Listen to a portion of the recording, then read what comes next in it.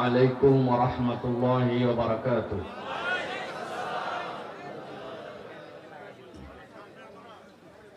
إن الحمد لله نحمده ونستعينه ونستغفره ونؤمن به ونتوكل عليه ونعوذ بالله من شرور أنفسنا ومن سيئات أعمالنا. من يهد الله فلا مضل له ومن يضلل فلا هادي له، وأشهد أن لا إله إلا الله وحده لا شريك له، وأشهد أن سيدنا وحبيبنا وطبيب قلوبنا محمد الذي أرسله بالحق بشيرا ونذيرا وداعيا إلى الله بإذنه وسراجا منيرا. فقد قال الله سبحانه وتعالى في كلامه المجيد وفي فرقان الحميد. أعوذ بالله من الشيطان الرجيم.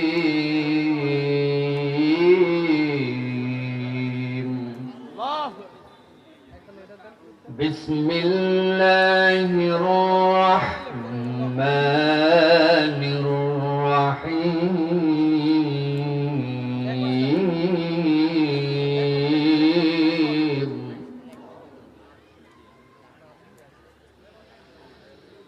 تبارك الذي نزل الفرقان على عبده ليكون للعالمين. الله أكبر.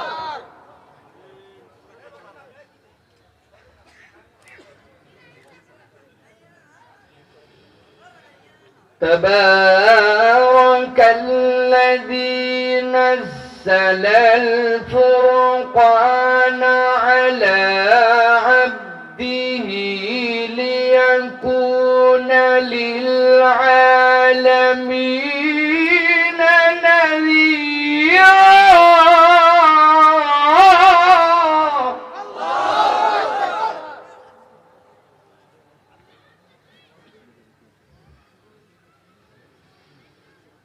الذي له ملك السماوات والأرض ولم يتخذ ولدا ولم يكن له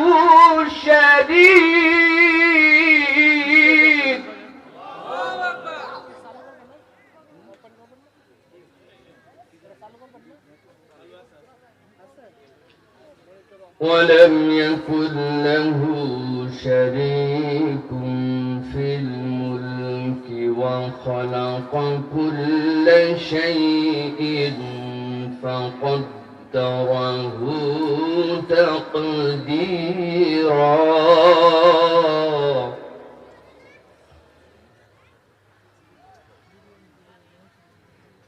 ولم يكن له شريك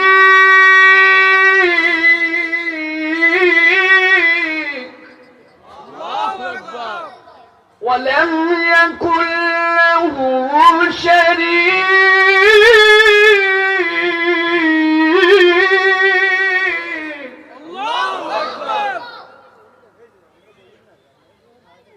ولم يكن له شريك في الملك وخلق كل شيء فقدره تقديرا.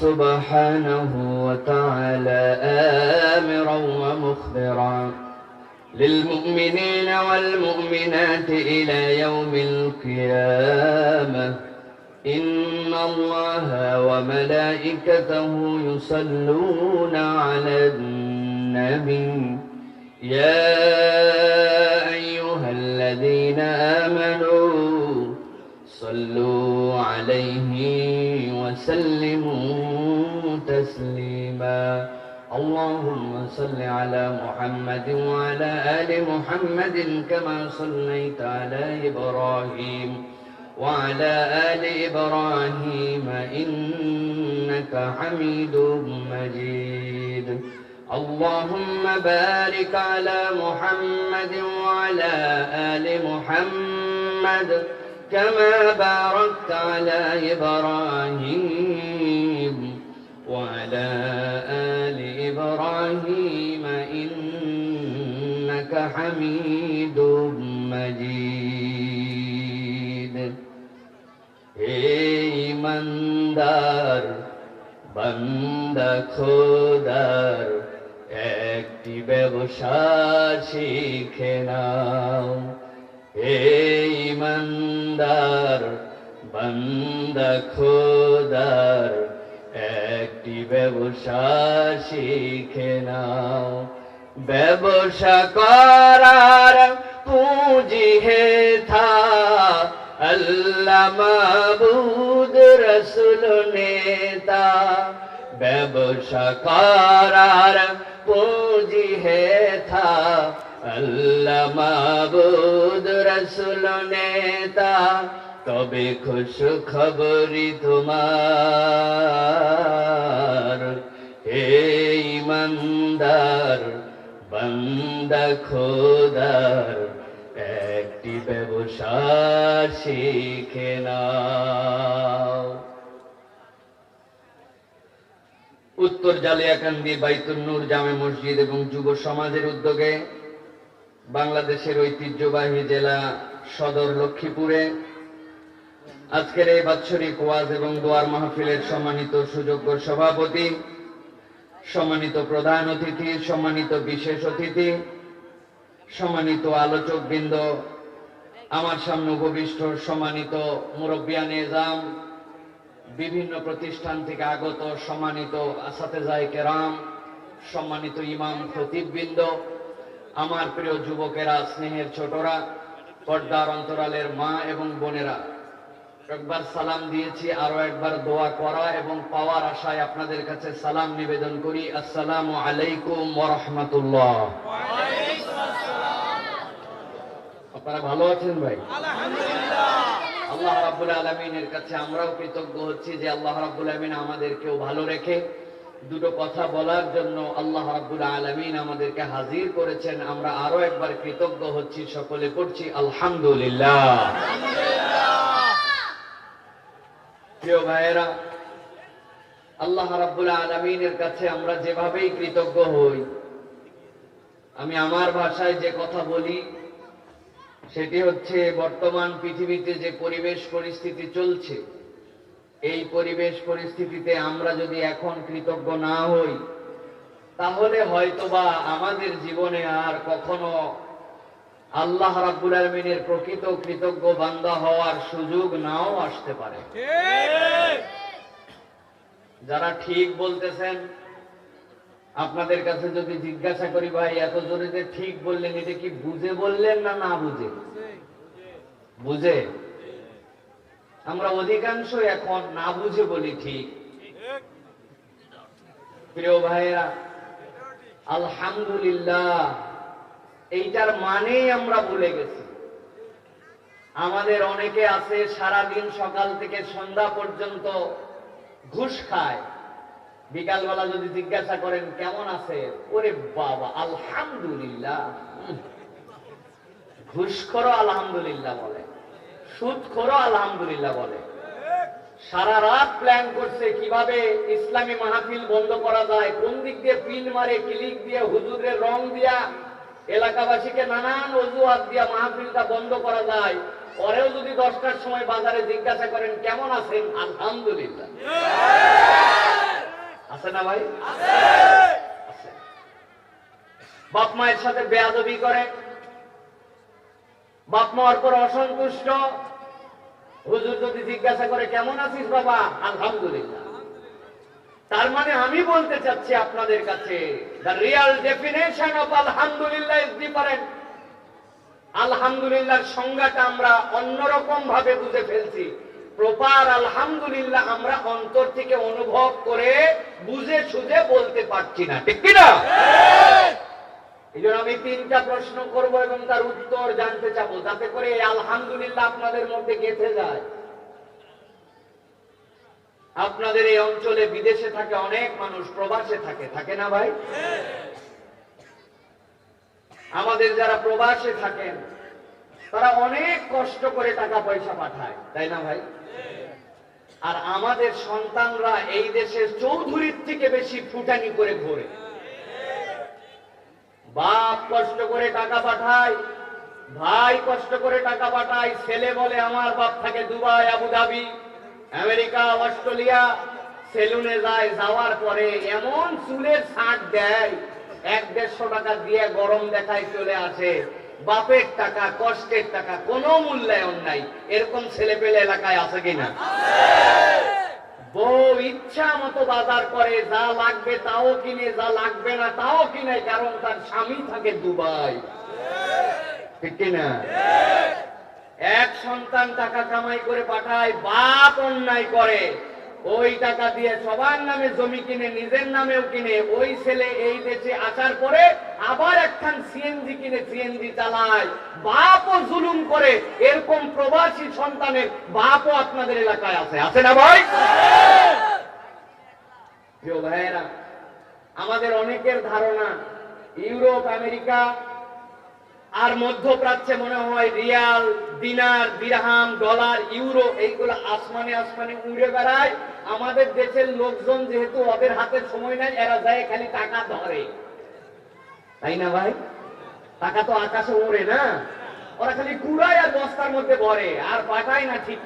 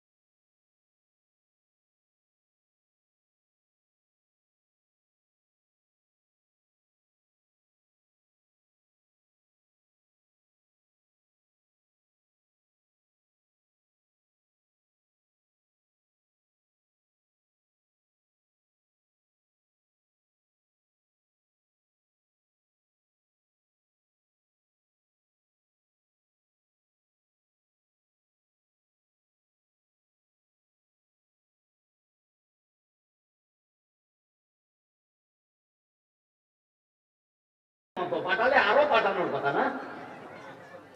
মাথার ঘাম পায়ে ফেলে যেই কাজ বাংলাদেশে করতে লজ্জা লাগে, এরকম কাজও প্রবাসে যে আমাদের ভাইয়েরা এই পরিবারের জন্য, এই দেশের জন্য, এলাকার জন্য করে, ঠিক কিনা? কাজ নেই ইসলামে, কোন রকম ক্রিটিসাইজ নাই। আপনি মুচির কাজ করতে পারেন, আল্লাহর কাছে একজন মুচি জান্নাতে চলে যেতে পারে, একজন ঘুষখোরের অনেক বড় বিপদ আছে, কারণ এর কামাই হালাল আর ওর কামাই হারাম, ঠিক কিনা? আপনি বাংলাদেশের ব্যাংকের গভর্নর হতে পারেন, আপনার জান্নাতে যাওয়া অনেক দেরি হতে পারে। একজন রিকশাওয়ালাতে দিন কামাই করে, ওই রিকশাওয়ালার কামাইকারী যে আল কাসবু আলা নাফসিহি, নিজের হাতে কামাই করে, সে আপনার আগে জান্নাতে যেতে পারে, কারণ যদি তার কামাইটা হালাল হয়, ঠিক কিনা? এই জন্য আমি সব জায়গায় বলি, প্রবাসীদের দুঃখ বুঝেন, টাকা পয়সা উড়ায় দিয়েন না, কিছু টাকা পয়সা জড়ো করেন। প্রবাসী ভাইদেরকে বলবো, সব টাকা আপনি পাঠায়ও দিয়েন না, নিজে একটা অ্যাকাউন্ট করে নিজের নামে কিছু টাকা রাখেন, যাতে 10 বছর পর বেঁচে আছে আবার হাত ছায়েল করে আপনাকে এই মুদি দোকান আর সিএনজি চালায় চলতে না হয়। কারো উপর বিশ্বাস নাই আর, ঠিক না? প্রিয় ভাইয়েরা, প্রবাসী ভাইদেরকে আমরা অপমান করি, অসম্মান করি। সেই এয়ারপোর্ট থেকে শুরু করে, কাস্টম থেকে শুরু করে, পুলিশ থেকে শুরু করে, গুনেই না। এই যে এয়ারপোর্ট থেকে যে গাড়িগুলা বের হয়, বিশেষ করে ফিল্ডার, স্টেশন ওয়াগন, নোয়া, পিছন দিকে কিছু বিদেশ থেকে আসার সময় মালপত্র নিয়ে আসে না, ওইটা দেখলেই আমাদের রাস্তায় দায়িত্বশীল যারা থাকে অনেকের চোখগুলো এত বড় বড় হয়ে যায়। পাইছি রে একটা, গাড়ি ধরার নাম করে টাকা খায়, পয়সা খায়, মালের থেকে টাকা খায়, জানে বিদেশ থেকে আসছে। আরে এই দেশকে বিনির্মাণ করার জন্য যারা নিজের রক্ত পানি করে দিচ্ছে পরিবারের জন্য, দেশের জন্য, এমন কোন কাজ নাই যেই কাজ করে না আমার সন্তান ভালো থাক, আমার দেশের রেমিটেন্স যাক। এত কষ্ট, এত তিতিক্ষার করে দেশে আসে না, একবার ট্রিপ দিলে 50-60 হাজার টাকা খরচ হয়ে যায়, যাবো একটু পরেই যাই, এই টাকাটাও দেশের জন্য পাঠাই। ওই মানুষকে সম্মান করার পরিবর্তে রাস্তায় ধরে, গাড়িতে ধরে, এয়ারপোর্টে ধরে, ইমিগ্রেশনে ধরে, খালি ওর থেকে কেমনে খাওয়া যায়, এই হচ্ছে আমাদের রুচি। যেই দেশের সবচেয়ে বড় যোদ্ধা তারা, সেই দেশের লোক যদি তাদেরকে সম্মান না করে, তাহলে বলেন তো ভাই, সেই দেশের উন্নতি হওয়া কি সম্ভব? তাহলে আমাদের প্রবাসীদের প্রতি সম্মান করতে হবে কিনা, তাদেরকে মর্যাদা দিতে হবে কিনা? প্রিয় ভাইয়েরা, আল্লাহ আমাদেরকে বুঝ দান করুক। মূল কথা এইটা না, মূল কথা হচ্ছে ইউরোপ আমেরিকায় যে সকল দেশ আছে, কানাডা, অস্ট্রেলিয়া, ডেনমার্ক, সুইডেন, এইগুলা দেশকে কি আপনারা চেনেন? কথা বলেন, এইগুলা দেশের নাম শুনেছেন? এবার বলেন তো ভাই, এইগুলা দেশ কি বাংলাদেশের থেকে অনুন্নত না উন্নত? কথা বলতে হবে, অনুন্নত না উন্নত? এদের টাকার মান বাংলাদেশের থেকে আগায়া না পিছায়া? বিভিন্ন ধরনের আবিষ্কার, গবেষণায় এরা বাংলাদেশের থেকে পিছিয়ে না এগিয়ে? এদের দেশের মধ্যে ট্রিটমেন্ট, টিকা, হসপিটাল, মুমূর্ষ রোগী, অপারেশন, বিভিন্ন ধরনের পরিষ্কার পরিচ্ছন্নতা, এইগুলা জ্ঞানে বাংলাদেশের থেকে ওরা পিছায়া না আগায়া? যারা আগায়া নানান দিক দিয়ে, যাদের টাকার দাম বেশি, গবেষণা উন্নত সব। এবার উত্তর করেন তো, এই যে করোনা মহামারী চলতেছে, করোনা মহামারীতে ইউরোপ আমেরিকার এইগুলা দেশে আক্রান্ত এবং মৃতের দিক দিয়ে বাংলাদেশ আগায়া না ওরা আগায়া? কি ব্যাপার, মিলল না তো? টাকা পয়সায় আগায়া, চিকিৎসায় আগায়া, ট্রিটমেন্টে আগায়া, টিকায় আগায়া, ঔষধে আগায়া, মরায়ও আগায়া। ব্যাপার কি?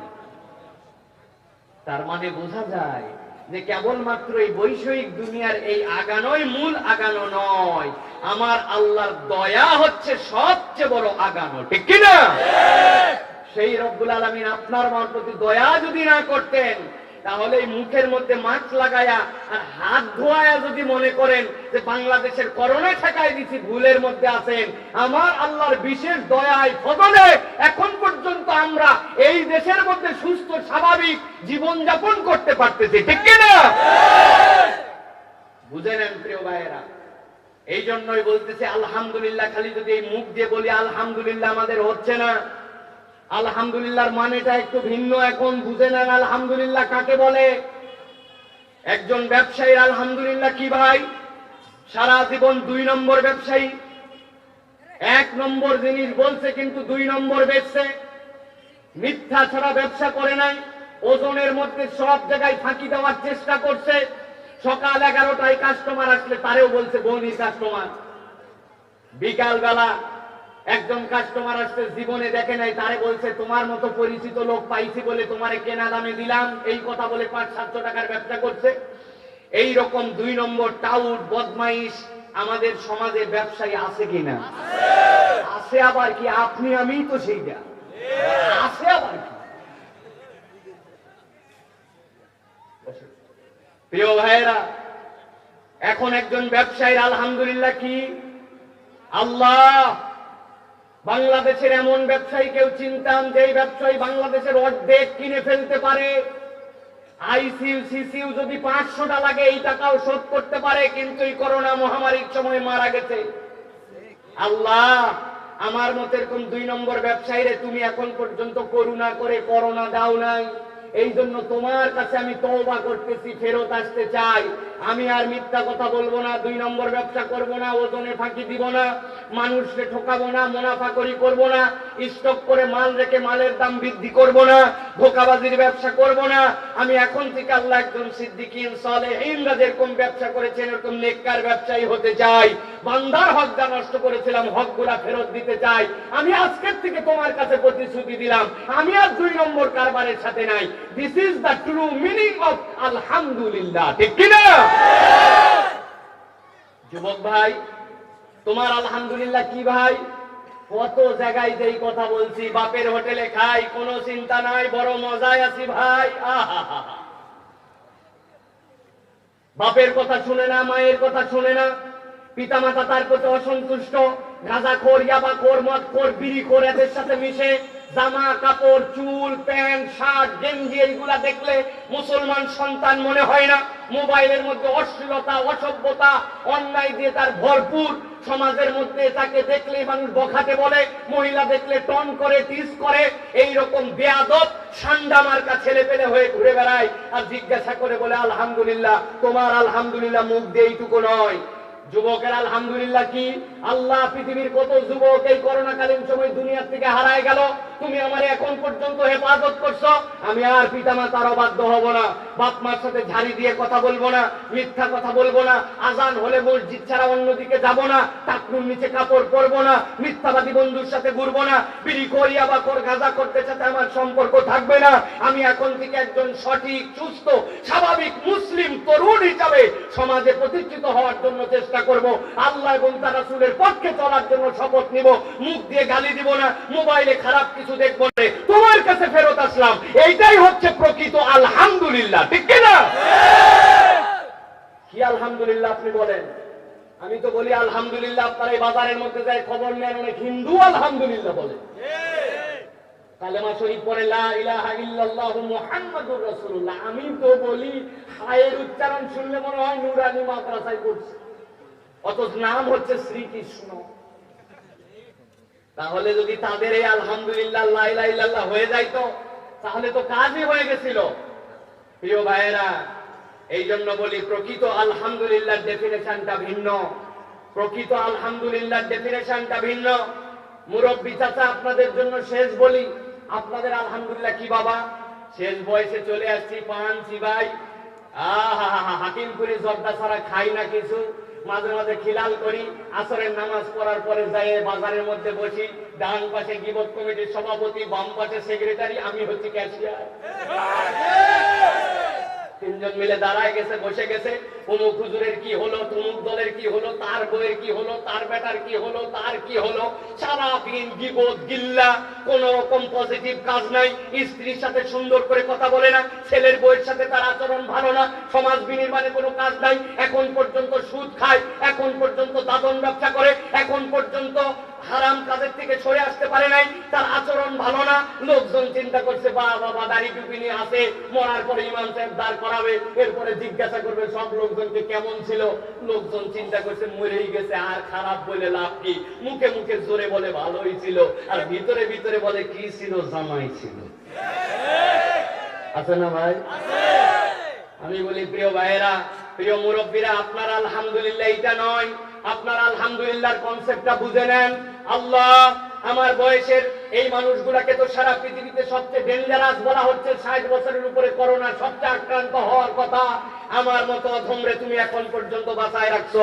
আল্লাহ আমি শপথ নিলাম, সারা জীবন 3টা সূরার বেশি 4 নম্বর সূরা পড়ি নাই, নতুন 2টা সূরা শিখার চেষ্টা করব। সানার অর্থটা আজ পর্যন্ত 70 বছর বয়স, তাআলা জাদ্দুকা ওয়া ইলাহা গায়রুকা যদি বলা হয় এর অর্থ আমি জানি না, সুবহানা রাব্বিয়াল আলা মানে কি জানি না, আমি নামাজের মধ্যে দোয়া তাসবির অর্থ কিছুই শিখলাম না। শপথ নিলাম এখন থেকে বয়স যাই হোক কোরআন শুদ্ধ করার চেষ্টা করব, নামাজের দোয়া তাসবির অর্থগুলো বোঝার চেষ্টা করব, নামাজের পরে মাসনুন দোয়াগুলো শেখার চেষ্টা করব। গীবত গিল্লাতে আমি নাই, বউয়ের সাথে আর খারাপ আচরণ করব না, ছেলের বউদের সাথে খারাপ কথা বলবো না, এলাকার যুবক তরুণ সমাজ তাদেরকে নিয়ে ইসলামের পক্ষে আনার চেষ্টা করব, দাওয়াতের কাজ করার চেষ্টা করব। সুদ ঘুষ এইগুলোর সাথে আর সম্পর্ক না, এগুলা বাদ দিয়ে দিলাম, তোমার কাছে তওবা করলাম। বান্দার হক নষ্ট করলে বান্দার হক ফিরাই দিব, ছেলে মেয়ের হকগুলো ঠিকমতো আদায় করব। হজ ফরজ হলে জমি বিক্রি হলেও দ্রুত হজে যে একবার হজ করে আসার চেষ্টা করব। আপনি যদি এই শপথ নিয়ে আল্লাহর কাছে ফেরত আসেন তবেই আপনার আলহামদুলিল্লাহ বলা হচ্ছে, নচেত এই মুখের আলহামদুলিল্লাহ প্রকৃত আলহামদুলিল্লাহ হচ্ছে না, ঠিক কিনা? প্রিয় মুসলমান, ভালো করে বুঝে নেন, আমি যদি এক্ষুনি আলোচনা শেষ করে চলে যাই, আজকের যা ওয়াজ লাগবে এই 3টা কনসেপ্টের মধ্যে ওয়াজ হয়ে গেছে, ঠিক কিনা? তাহলে শেষ করে দেই, দোয়া করে দিয়ে চলে যাই, তাই তো? ঠিক বললেন যে আপনারা। প্রিয় ভাইয়েরা, কিছু কথা আপনাদের সাথে বলবো খুবই সংক্ষিপ্ত সময়ে। আজকে আমাকে নির্ধারিত বিষয়, আমাকে যেটা বলার জন্য বলা হয়েছে আমি সেই বিষয়ের উপরে কথা বলার চেষ্টা করব। প্রিয় ভাইয়েরা, সেটা হচ্ছে আমরা রাসূলুল্লাহ সাল্লাল্লাহু আলাইহি ওয়াসাল্লামকে সবাই মহব্বত করি, করি না ভাই? কিন্তু রাসূলুল্লাহ সাল্লাল্লাহু আলাইহি ওয়াসাল্লামের প্রতি ঈমান আনার ক্ষেত্রে, রাসূলের প্রতি বিশ্বাসের ক্ষেত্রে কেমন করে ঈমান হবে, এই ঈমানটা আমরা অনেকেই বুঝি না। রাসূলকে ভালোবাসি, রাসূলকে মহব্বত করি, আমি ঈমানদার পরিচয় দেই, কিন্তু আমার ঈমান ঠিকমতো আমরা বুঝি না, ঠিক কি না? ঈমানের একটা ভিত্তি আছে, ঈমানের একটা বেজ আছে, ইসলামের একটা ভিত্তি আছে। আপনারাই জানেন যে ইসলামের বেনা হচ্ছে 5টা, ঠিক কি না? ইসলামের বেনা কয়টা? বেনা মানে কি ভাই? খুঁটি। বেনা মানে কি? খুঁটি মানে কি? ভিত্তি, ঠিক কি না? একটা স্কুলে একটা ছাত্রের নাম যদি টিকায় রাখতে হয় তারও একটা ভিত্তি আছে, আছে কিনা? একটা ছেলে ক্লাস 5 এ ভর্তি হয়েছে, ক্লাস 6 এ যদি উঠতে চায় তাহলে তার কি ভিত্তি? তার ক্লাসে যেতে হবে, ক্লাসে উপস্থিত হতে হবে, প্রথম সাময়িক দ্বিতীয় সাময়িক ফাইনাল পরীক্ষা দিতে হবে, কমসে কম প্রত্যেক সাবজেক্টে 33 পাইতে হবে। কোন ছেলে যদি ক্লাসেই না যায়, পরীক্ষায় উপস্থিত না হয়, ওই ছেলে যদি খাতার মধ্যে 33 নম্বর না পায়, বলেন তো ওই ছেলে কি 5 এর থেকে 6 এ উঠতে পারবে? আপনাদের এলাকায় মনে পারবে নাকি? পারবে? ওর বাপ যদি চেয়ারম্যান হয় পারবে? ওর বাপ যদি এমপি হয় পারতেও পারে। তাহলে খাতা পত্রে দেওয়া লাগবে, আবার নতুন করে 6 এ ভর্তি করা লাগবে। কিন্তু ও যে সিস্টেম, ওই সিস্টেমে যদি যেতে চায়, সিস্টেমে তার কোনো অপশন নাই, ঠিক কিনা? স্যাররা বলবে যে আপনার ছেলে হয়েছে তাতে কি, ওর তো অন্তত পরীক্ষার খাতাটা দেওয়া লাগবে, আর খাতাই নাই, নম্বর দিব কোন জায়গায়, ঠিক কিনা ভাই? তার মানে স্কুলে নাম টিকে রাখার জন্য, ক্লাসে নাম টিকে রাখার জন্য, এটা হচ্ছে একটা ফান্ডামেন্টাল টার্ম, এইগুলা মেনে আপনাকে উঠতে হবে। ঠিক একই রকম ইসলামের মধ্যে যদি আপনি থাকতে চান, আল্লাহর নবী বলেছেন বুনিয়াল ইসলামু আলা খামসিন, শাহাদাতি আল্লা ইলাহা ইল্লাল্লাহ আন্না মুহাম্মাদান আবদুহু ওয়া রাসূলুহু। ইসলামের ভিত্তি হচ্ছে 5টা। আপনাকে আল্লাহ এবং তার রাসূলের বিশ্বাসে পূর্ণাঙ্গতা দিতে হবে, সালাত আদায় করতে হবে, সিয়াম পালন করতে হবে, যাকাত আদায় করতে হবে, হজ ফরজ হলে হজ করে ফেলতে হবে। এখন আপনাদের কাছে বলি, একজন লোক বলতেছে আমার নাম হচ্ছে আব্দুল্লাহ, আমার পিতার নাম আব্দুর রহমান, কিন্তু ওই নামাজ পড়ে না। বলেন তো ভাই, ইসলামের স্কুলে তার নাম থাকবে না থাকবে না? থাকবে। ইসলামের ভেনা এইটা, ইসলামের ভিত্তি এইটা। আপনি 33 মার্কে পান নাই, ইসলামের স্কুলে টিকে থাকতে হলে আপনাকে নামাজ পড়তে হবে, হজ ফরজ হলে হজ করতে হবে। আপনি যেই হন না কেন, আপনি হাজার মুসলমানের পরিচয় দেন, কিন্তু আপনার বেনা যদি না ঠিক থাকে তাহলে আপনার নাম ইসলামের স্কুলে থাকবে না। এই জন্য প্রিয় ভাইয়েরা, এই বেনাটা আমাদেরকে বুঝে নিতে হবে, বেনা না বুঝলে হবে না। আজকে আমাদের আলোচ্য বিষয় রাসূলুল্লাহ সাল্লাল্লাহু আলাইহি সাল্লামের ভালোবাসার প্রতি বিশ্বাস এবং এই বিশ্বাস আনয়নের ক্ষেত্রে ভিত্তি কি এইটা জানা। আমরা ইনশাআল্লাহ সংক্ষিপ্ত সময় এ বিষয়ের আলোচনা বুঝে বাড়িতে যাওয়ার চেষ্টা করব। রাজি আছেন আপনারা? রাজি আছেন আপনারা? কারা কারা রাজি আছেন হাত দুইটা তোলেন দেখি একটু। টান টান করে তোলেন, একটু শক্ত করে। এই পিছনে যারা দাঁড়ায় আছে কি হয়েছে তোমাদের? হাত টান করে তোলেন। তুলছেন? রাজি আছেন আপনারা? হাত টান করে তোলেন। তাকবীর দিব, একটা শব্দ করে আওয়াজ দিবেন, পারবেন ইনশাআল্লাহ? দেখে একটা তাকবীর দেন তো, লিল্লাহে তাকবীর। হয় না, আরেকটু হিম্মত করে লিল্লাহে তাকবীর। আল্লাহ কবুল করুন, আল্লাহুম্মা আমিন। প্রিয় ভাইয়েরা, আপনাদের কাছে অনেক সময় বলা হয় ডালের ভালো তলে, জানেন আপনারা? আমরা কিরকম ইমানদার জানেন? ডালের ভালো তলে বলি, কিন্তু একটা ছোট্ট কথা আছে এর মধ্যে, যদি ডাল গলে। বুঝছেন কিছু? একবার হযরত সৈয়দ কামাল উদ্দিন জাফরি, চেনেন আপনারা? কামাল উদ্দিন জাফরি হুজুর ওয়াজ করতেছেন, আমি এর আগে তেলাওয়াত করছি। তেলাওয়াত করার পরে জাফরি হুজুরের সামনে বসে আছি, ওনার কথা তো শুনতেছি। হুজুর আলোচনা করতে করতে এক পর্যায়ে বলতেছেন, আমরা তো কি ধরনের ইমানদার, ইমানের দামই বুঝলাম না। আরে মিয়া, ডালের ভালো তলে এটা বুঝে নাও। উনি বলছেন ডালের ভালো তলে, আমি বলছি হুজুর যদি ডাল বলে। হুজুর বলছে এই কথাটা কে বলছে? আমি হাত তুলছি ভয়ে ভয়ে, যে বাবা ভুলই করলাম নাকি কিছু। হুজুর বলছে এই ছেলেটা তো একটা সাংঘাতিক কথা বলছে। ডালের ভালো তলে বুঝলাম, কিন্তু ডাল যদি না গলে তো ওই তলেই তো সবচেয়ে খারাপ, ঠিক কিনা? ওই ডাল তো সব তো আর খাওয়াই যাবে না। হুজুর বলল দারুণ একটা কথা তো এই ছেলে বলছে। আমি এরপরের থেকে আপনাদের কাছে বলি, ভাই ইমানদার পরিচয় দেওয়া ভালো, মুমিনের পরিচয়ে থাকা ভালো, রসুলের মহব্বত জানা ভালো, কিন্তু রসুলের মহব্বত খালি ভালোবাসি, কিন্তু রাসূলুল্লাহ সাল্লাল্লাহু আলাইহি ওয়াসাল্লামের প্রতি কেমনে ঈমান আনা লাগে এইটা জেনে আল্লাহর নবীকে ভালোবাসি, এইটা বলাই হচ্ছে প্রকৃত ঈমানদারের পরিচয়, ঠিক কি না? প্রিয় মুসলমান, ভালো করে বোঝেন, কেউ যদি রাসূলুল্লাহ সাল্লাল্লাহু আলাইহি ওয়াসাল্লামের রিসালাতে বিশ্বাস করে, তাহলে তাকে তিনটা বিষয়ে সাক্ষ্য দিতে হবে। কয়টা? চটচট করে ভূমিকাটা বুঝে নেন। কয়টা? এক নম্বরে রাসূল বিশ্বাসের প্রথম শর্ত হচ্ছে তার নবুয়তে বিশ্বাস করতে হবে। কিসে বিশ্বাস?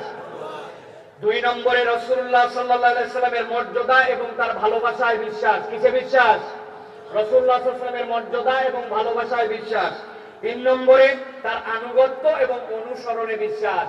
রাসূলুল্লাহ সাল্লাল্লাহু আলাইহি ওয়াসাল্লামকে কেউ যদি স্বীকার করে, বিশ্বাস করে, আল্লাহর রাসূলের রিসালাতে স্বীকৃতি দেয়, তাহলে এই তিনটা বিষয়ে তাকে স্বীকৃতি দিতে হবে। মুহাম্মদ সাল্লাল্লাহু আলাইহি ওয়াসাল্লামের নবুয়তে বিশ্বাস করি, তার ভালোবাসায় বিশ্বাস করি এবং মর্যাদায় বিশ্বাস করি, তার আনুগত্য এবং অনুসরণে বিশ্বাস করি। এই তিনটা বিশ্বাসের সমন্বয়ের নাম মুহাম্মদ সাল্লাল্লাহু আলাইহি ওয়াসাল্লামের প্রতি বিশ্বাস। নচেত ফাঁকা বলে মুখ দিয়ে খালি বলা হয়, নবীকে প্রকৃত ভালোবাসা হয় না, ঠিক কি না? আমরা অনেক সময় গর্ব করে বলি মাইকেল এইচ হার্ট দ্য 100 বই লিখছে। আপনারা শুনছেন না? কি বলছে সে? 100 জন বিখ্যাত মনীষীর মধ্যে আমার নবীর নাম সবার আগে। আর এই নিয়ে মুসলমানদের অহংকার আর ভালোবাসা আর এটা নিয়ে গর্ব করার কি আছে?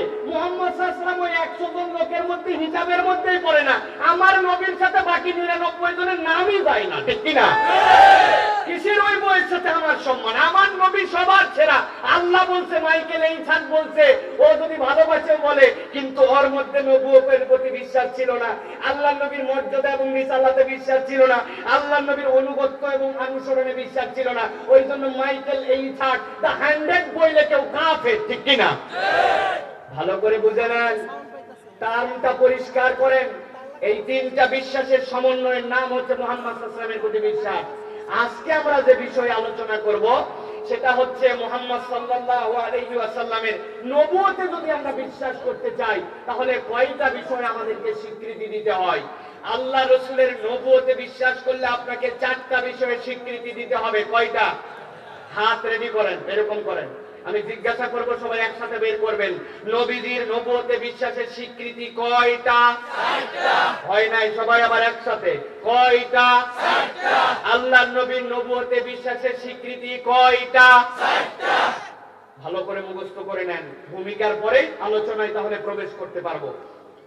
1 নম্বরে আল্লাহ রসুলের নবুয়তের সার্বজনীনতায় আপনাকে বিশ্বাস করতে হবে। কিসে বিশ্বাস? সার্বজনীনতায়। সার্বজনীনতা মানে কি? মিন বাদি মুহাম্মাদিন সাল্লাল্লাহু আলাইহি ওয়াসাল্লাম ইলা ইয়াউমিল কিয়ামা, নবীজির পরের থেকে কিয়ামত পর্যন্ত ছোট বড় সাদা কালো, প্রেসিডেন্ট কুলি মজুর, পৃথিবীর কম বুদ্ধিমান বেশি বুদ্ধিমান, যত ধরনের মানুষ আছে, যত এলাকার যত দেশের মানুষ আছে, সব মানুষের জন্য আমার নবীর নবুয়ত সার্বজনীন। এইটা আপনাকে স্বীকার করতে হবে, ঠিক কি না? এটা এক নম্বর। দুই নম্বরে, আল্লাহ রসুলের নবুয়তের সমাপ্তিতে আপনাকে স্বীকৃতি দিতে হবে আল্লাহ নবীর পরে আর কোন নবী নাই। এইটা আপনাকে আমাকে স্বীকার করতে হবে, ঠিক কিনা? বাংলাদেশে একটা দল কিন্তু আছে, ওরা বলে যে আল্লাহ নবীর পরে একজন নবী আছে, তার নাম হচ্ছে গোলাম আহমেদ কাদিয়ানী, ঠিক কিনা? ওরা আল্লাহকে আল্লাহ বলে স্বীকার করে, কোরআন শরীফকে কোরআন শরীফ বলে, জোহরের নামাজ 4 রাকাতি বলে, মক্কায় হজ করতে হবে। তা তুই আমার আবার সফটওয়্যার ঢুকাতে বলতেছিস কেমন করার মধ্যে? বুঝেন নাই? এটা কনভার্টার, বড় ভিডিও ছোট হবে। এইটা কি? ওইটা ইমো, তোর বাপ বিদেশে থাকে, এইটা তো ইনস্টল করিস, তাহলে কথা বলতে পারবি, তাই নাকি? সব শোনার পরে উনি বাইর করছে, মনে করেন নোকিয়া 3220। বুঝছেন আপনি? ওইটার মধ্যে কি ধরবে? এটা ধরবে ভাই, এই সফটওয়্যার ধরবে।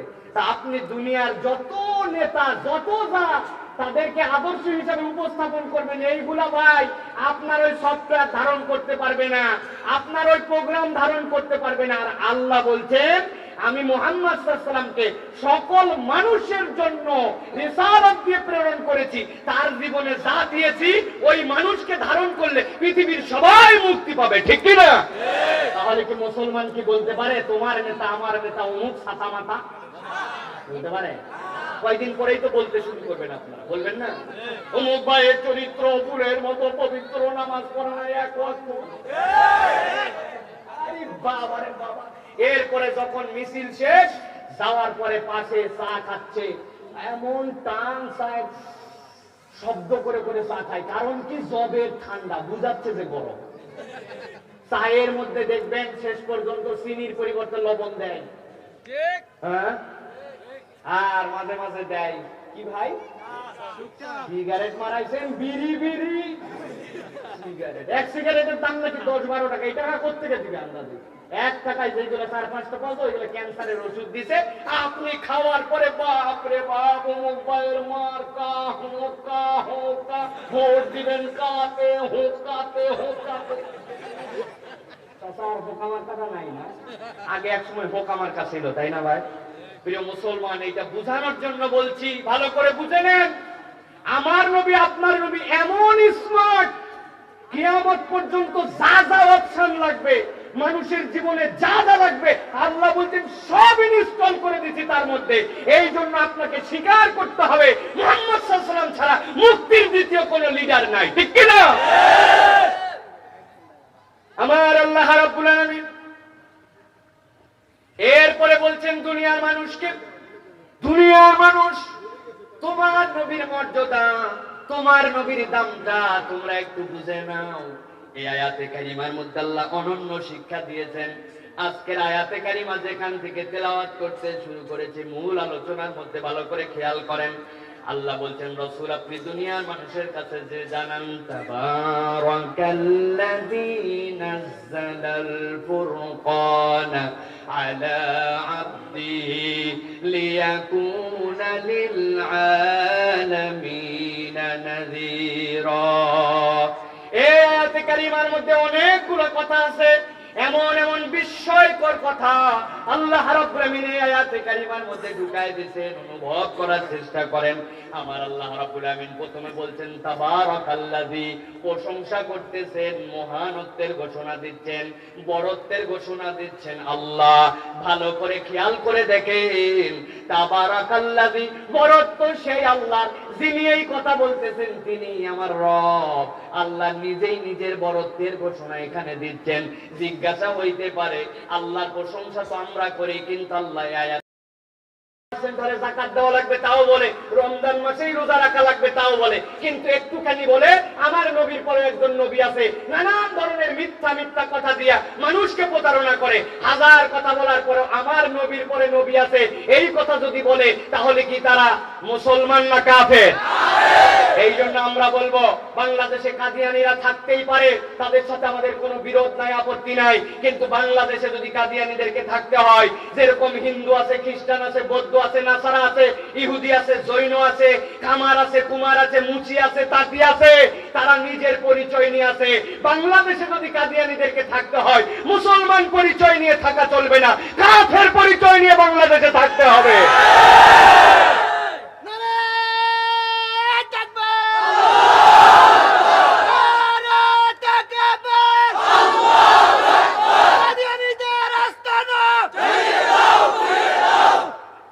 বাংলাদেশে আমাদের একটা প্রাণের দাবি হচ্ছে, এটা আওয়ামী লীগ নাই, বিএনপি নাই, জামাত ইসলাম নাই, কিচ্ছু নাই।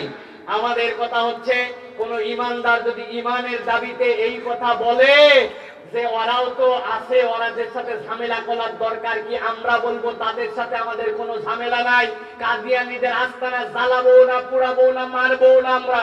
কিন্তু আমাদের বক্তব্য হচ্ছে, ইমানের দাবি হচ্ছে, আপনার ইমানই থাকবে না, আপনি যদি বলেন নবীর পরে কাদিয়ানীদের কেউ নবী হতে পারে, আপনার ইমান থাকবে না।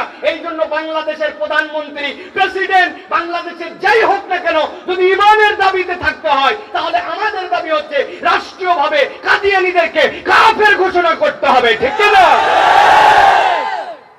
প্রিয় ভাইয়েরা, এটা হচ্ছে 2 নম্বর দাবি, রাসূলের রিসালাতের দ্বিতীয় ভিত্তি এইটা। 3 নম্বরে, রাসূলুল্লাহ সাল্লাল্লাহু আলাইহি ওয়াসাল্লাম নবুয়তের দায়িত্ব পরিপূর্ণভাবে আদায় করেছেন। বুঝছেন আপনারা? বুঝেন নাই? জি বলবেন, আস্তে বুঝে শুনে, খবর আছে। রাসূলুল্লাহ সাল্লাল্লাহু আলাইহি ওয়াসাল্লাম নবুয়তের দায়িত্ব পরিপূর্ণভাবে আদায় করেছেন, আপনাকে ঈমান রাখতে হবে। কিছুদিন আগে বাংলাদেশে একটা মন্ত্রণালয় থেকে একটা প্রজ্ঞাপন আসছিল যে ওই মন্ত্রণালয়ে কেউ যদি আসে, তাহলে পুরুষ মানুষ মুসলমান হলে টাকনুর উপরে পায়জামা পরা লাগবে, প্যান্ট পরা লাগবে, মুখের মধ্যে হিজাব করা লাগবে। শুনছেন আপনারা? এই নিয়ে অনেক কথা হয়েছে, নানান ধরনের বক্তব্য হয়েছে। উনি এই কথা বলতে পারেন কি না পারেন, এই নিয়ে নানান তর্ক বিতর্ক থাকতে পারে, কিন্তু বক্তব্য হচ্ছে উনি যেই কথা বলছেন, এই কথা নিয়ে কোনো আপত্তি থাকতে পারে? কথা বলেন, থাকতে পারে? আল্লাহ নবী বলেছেন, মাস ফলা মিনাল কাবাইনি দারি ফিন্নার, টাকনুর উপরে ছেলেদেরকে কাপড় পরতে হবে, নচেত এইটা তোমার জাহান্নামে যাওয়ার কারণ হতে পারে। একজন মানুষকে এইটা বলার পরে সে বলতে পারে, হুজুর আমি চেষ্টা করি কিন্তু পারি না, নামাজের সময় তুলি, মাঝে মাঝে চলে যায়, নতুন প্যান্ট বানালে এরপরের থেকে টাকনুর উপরেই পরবো। তবে হুজুর আমি পারি কি না পারি, আমার নবী যে কথা বলছেন এই কথা নিয়ে আমার কোনো আপত্তি নাই, এটার কোনো বিরোধিতা নাই, এই কথাই ঠিক, আমি বিশ্বাস করি, কিন্তু হুজুর পারি না, এটা আমার ব্যর্থতা। এই কথা বললে তার কথা মেনে নিয়ে তার সাথে আমাদের কোনো বিরোধ নাই, বলতে হবে তাড়াতাড়ি আমল করার চেষ্টা করো। কিন্তু আল্লাহ নবীর এই কথাকে বিরোধিতা করতে যে কেউ যদি বলে যারা টাকনুর উপরে কাপড় পরে তারা জঙ্গিবাদ, যারা হিজাব করে তারা তালেবানি, টাকনুর উপরে কাপড় আর হিজাব করে বাংলাদেশকে একটা তালেবানি দেশ বানানোর পায় তারা চলতেছে, এই কথা যদি কেউ বলে, আপনি যদি বুঝে আল্লাহ নবীর এই সুন্নতের সাথে চিৎকারি করেন, তাহলে আল্লাহ নবী নবুয়তের দায়িত্ব পরিপূর্ণভাবে আদায় করেছেন, এই স্বীকৃতি দেওয়া হয় নাই। এই হিসাবে আপনার নাম আব্দুল্লাহ হোক আর বাপের নাম আব্দুর রহমান হোক, আপনার ঈমান আল্লাহর কাছে নাই, আপনার পরিচয় আল্লাহর কাছে মুসলমান হিসেবে আপনি দিতে পারবেন না। দুনিয়ার কেউ আপনার বিরোধিতা করতে পারুক পাই না পারুক, দুনিয়ার সবাই আপনার পাম্পট্টি দেখ, আমরা হয়তো কথা বলে আপনাকে আপনার বিরোধিতা করতে পারবো না, কিন্তু জেনে রাখেন, আপনি যদি তওবা না করে আল্লাহ নবীর এই সুন্নতকে এরকম তিরস্কারি করে আপনি যত বড় বিচারপতি আর যাই হন না কেন, এই কথা বলে যদি যান, পরকালে আপনার হাসর নাসর আবু জেহেল উতবা সাহিবার সাথে হবে, এতে কোনো সন্দেহ নাই, ঠিক না?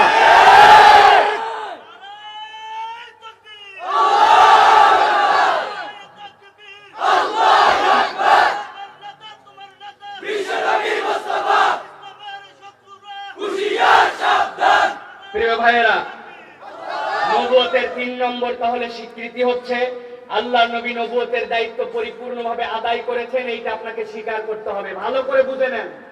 4 নম্বরে, রাসূলুল্লাহ সাল্লাল্লাহু আলাইহি সাল্লামের আনিত সকল শিক্ষা নির্ভুল এবং কিয়ামত পর্যন্ত কার্যকর। কি বুঝলেন? আল্লাহ নবীর আনিত সকল শিক্ষা নির্ভুল এবং কিয়ামত পর্যন্ত কার্যকর। আমার মাথায় ধরে না, বাংলাদেশে চলে না, অমুক দেশে বুঝে না, তুমুকে বাস্তবায়ন করে না, তুমুক মতের সাথে মিলে না, এতে আমার কিচ্ছু যায় আসে না।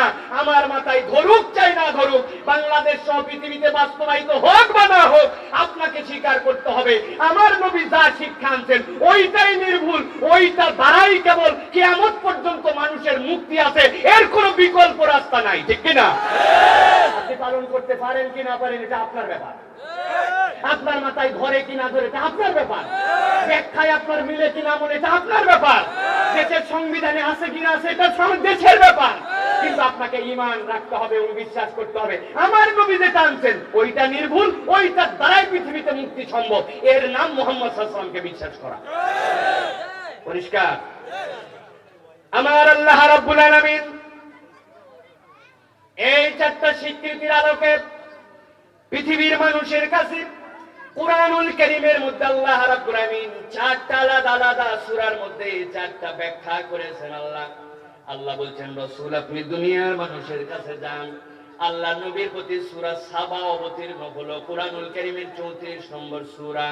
এই সূরার 28 নম্বর আয়াতের মধ্যে আল্লাহ রাব্বুল আলামিন বলছেন, রাসূল আপনি দুনিয়ার মানুষের কাছে যে বার্তাটা পরিষ্কার করে দেন, দুনিয়ার মানুষ যেন চিরদিন পর্যন্ত আপনার প্রতি যে রিসালাত দেওয়া হয়েছে এই বিশ্বাসটা বুঝে নিতে পারে। এইটা যদি না বুঝে আসে তাইলে দুনিয়ার মানুষের কিন্তু বাঁচার কোনো রাস্তা থাকবে না। আমার আল্লাহ বললেন, আপনি দুনিয়ার মানুষের কাছে যে জানান, ওয়া মা আরসালনাকা ইল্লা কাফাতাল লিন-নাসি বাশীরাও ওয়া নাযীরা।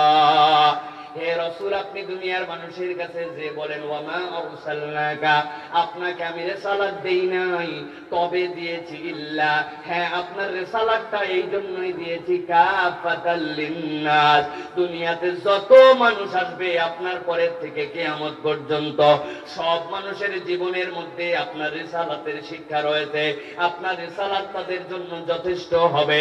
এই রকম যোগ্যতা দিয়ে তবেই মুহাম্মদ সাল্লাল্লাহু আলাইহি ওয়াসাল্লামকে দুনিয়ার মানুষের কাছে আমি আল্লাহ প্রেরণ করেছি।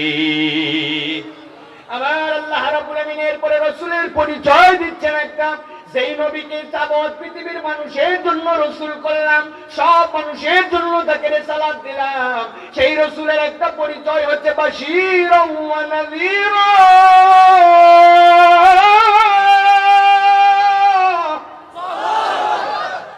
হে রাসূল আপনার পরিচয় দুনিয়ার মানুষের কাছে দিয়ে দেন। দুনিয়াতে যত নবী যত রাসূল আমি আল্লাহ পাঠিয়েছি, কোরআনে যাদের ব্যাপারে আলোচনা করা হয়েছে, আল্লাহ কোন নবী রাসূলের ব্যাপারে আগে বাশীর বলেন নাই, তবে আল্লাহ বলছেন যেই নবীকে পৃথিবীর সব মানুষের জন্য আমি রিসালাত দিয়ে পাঠালাম, সেই নবীর পরিচয় তোমাদের কাছে দিচ্ছি। তিনি হচ্ছেন জগৎবাসীর জন্য খুশখবরি দাতা, তিনি হচ্ছেন আগে মানুষের জন্য বাশীর। সুবহানাল্লাহ বলেন। আমার নবী মুসনাদ আহমদের হাদিসের মধ্যে ব্যাখ্যা করছেন কেমন করে আল্লাহ নবী বাশীর। আল্লাহ নবী বলছেন, মা মিন আবদিন ইয়াশহাদু আল্লা ইলাহা ইল্লাল্লাহ ওয়া আন্না মুহাম্মাদান আবদুহু ওয়া রাসূলুহু ইল্লা হারামাহু আল্লাহুন নার।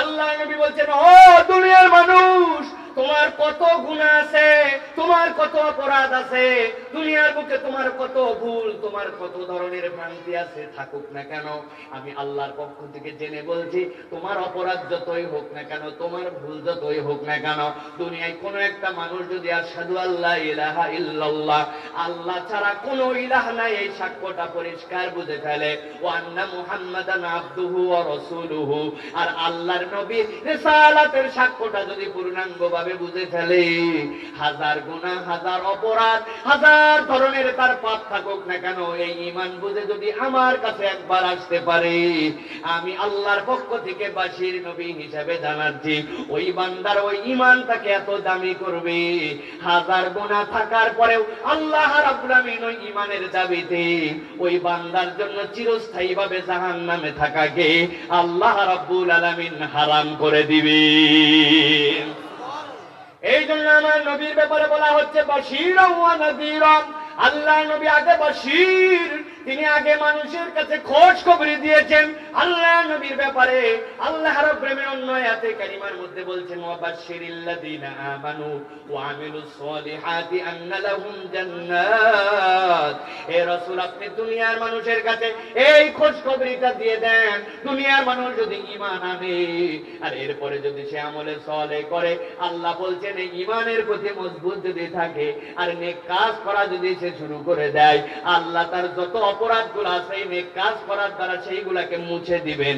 দেওয়ার পরে ওই বান্দাগুলাকে আল্লাহ রাব্বুল আলামিন জান্নাতে ঢুকায়া দিবেন। এরপর আল্লাহ রাব্বুল আলামিন আমার নবীর পরিচয় দিচ্ছেন দ্বিতীয় আয়াতে কারিমার মধ্যে। আল্লাহ বলছেন দুনিয়ার মানুষের কাছে আপনি যান, যাওয়ার পরে দুনিয়ার মানুষের কাছে আপনি জানান কুল ইয়া আইয়ুহান নাসু ইন্নী রাসূলুল্লাহি ইলাইকুম জামিআ।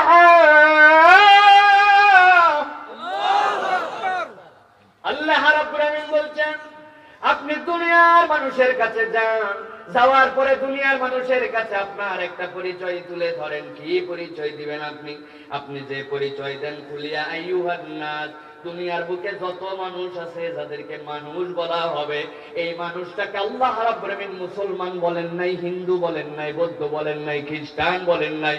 দুনিয়াতে যারা নিজের পরিচয় মানুষ হিসেবে দিতে পারবে, আমার আল্লাহ বলছেন তাদেরকে আমি মেনশন করে বললাম কুলিয়া আইয়ুহান নাস। হে নবী, আপনি বলে দেন ও জগতের মানুষ, তুমি যেই হও না কেন, আমি মুহাম্মদ সাল্লাল্লাহু আলাইহি ওয়াসাল্লাম তোমার ব্যাপারে বললাম ইন্নী রাসূলুল্লাহি ইলাইকুম জামিআ। আমি জগতের সব মানুষের জন্য রাসূল হওয়ার যোগ্যতা নিয়ে আসছি। দুনিয়ার যে কোনো একটা মানুষ যদি মুহাম্মদ সাল্লাল্লাহু আলাইহি ওয়াসাল্লামকে আদর্শ হিসেবে মানতে শুরু করে, আল্লাহ বলতেছেন সেই তার মুক্তির রাস্তা খুঁজে পাবে। এই জন্য আমার নবী কেবল মুসলমানের নবী নয়, আমার নবী কেবল মাত্র আরবের নবী নয়, আমার নবী কিয়ামত পর্যন্ত যত মানুষ আসবে সব মানুষের জন্য নবী। সুবহানাল্লাহ। আমার নবী হচ্ছে ইউনিভার্সাল নবী।